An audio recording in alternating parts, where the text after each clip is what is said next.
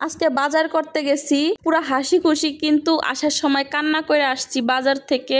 আমার সাথে আজকে যা হইলো তা আমি জীবনও কল্পনাও করি নাই।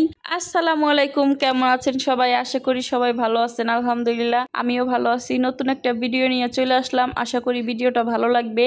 কালকে বিকালে একটু হাঁটতে হাঁটতে নিচে বের হয়েছি, আর ওখানে দেখতেছি খাসি মুরগি বিক্রি করতেছে। তো ওখান থেকে আমি হাফ কেজি খাসি মুরগি নিয়ে আসছি। অনেকদিন ধরে খাসি মুরগি খাওয়া হয় না, কিন্তু এরকম মুরগি হাফ কেজি যে বিক্রি করে এটাই অনেক কিছু। আমার কাছে তো খাসি মুরগি খাইতে খুবই ভালো লাগে। তাই আমি এই যে দুপুরের জন্য রান্না বাড়া করছি। আমি ভাবতেছি আজকে দুপুরে এই মুরগি দিয়ে আমি ভাত খাবো। বাবুর আব্বু তো অফিসে খাওয়া দাওয়া করে, তা আমরা মা ছেলে যে মুরগি রান্না করে দুপুরে খাওয়া দাওয়া করবো। তো এইদিকে একটু বটবুটিও ভাজি করে নিছি। বটবুটি ভর্তা খাইতে মজা লাগে, আর ভাজি খাইতে মজা লাগে। আমি সবসময় দেখা যায় বটবুটি ভর্তা বা ভাজি খাই। আমার দেশে দেখা যায় অনেকে ঝোল খায় বটবুটি, কিন্তু বটবুটি ঝোল আমি খাইতে পারি না। তাই দুপুরে রান্না করতে করতে একবারে 3টা বাজে গেছে। ছেলেরে গোসল করাইছি, খাওয়াইছি, ঘুম পাড়াইছি। তারপরে আমি এই যে ফ্রেশ হয়ে এই যে কাপড় চোপড় গুলা ধুয়ে দিছি।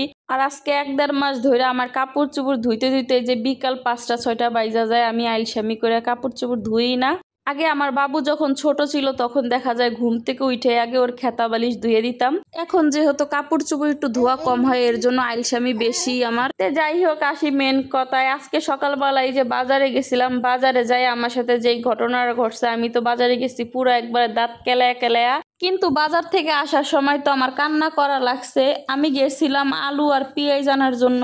ঘরে টুকটাক কিছু কাঁচা বাজার আনবো, আর আলু আনলে তো হাফ কেজি আনা যায় না। তার জন্য আমি এই যে 3 কেজি আলু নিয়েছি, 2 কেজি পেঁয়াজ নিয়েছি, যেহেতু লাগবেই, আর সাথে কাঁচা বাজার। তাই যা যা বাজার লাগবে তা নিয়েছি। কিন্তু আজকের বাজারগুলো আবার অনেক সুন্দর ছিল। তাই নেওয়ার পরে দেখতেছি যে আমার ব্যাগ পুরো ওভারটেক হয়ে গেছে। ব্যাগের মধ্যে সবকিছু নিয়েও বাহিরে 3-4 কেজি জিনিস আছে। আমি খালি ভাবতেছি যে আমি এগুলো কিভাবে নিয়ে যাব। বাজার তো করছি মনের সুখে, কিন্তু আনার তো কোনো ব্যবস্থা নাই, যেহেতু বাবু আমার কোলে। একটা রিক্সা ভাড়া করছি, কিন্তু রিক্সাওয়ালা আমার বাসা পর্যন্ত আইতে পারবে না।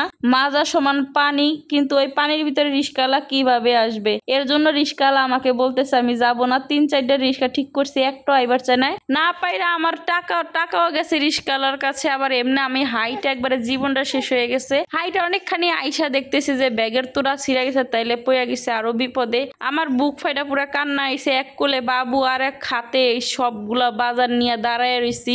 আধা ঘন্টা দাঁড়ায় থাকার পরে একটা রিক্সা আইছে। রিক্সাওয়ালা মামারে কইছে আমার বাসার সামনে নিয়ে নামাই দেন। রিক্সাওয়ালা তো রাজি হইতেছে না, যে না ওইদিক যাবো না, ওইদিক ভাড়া বেশি।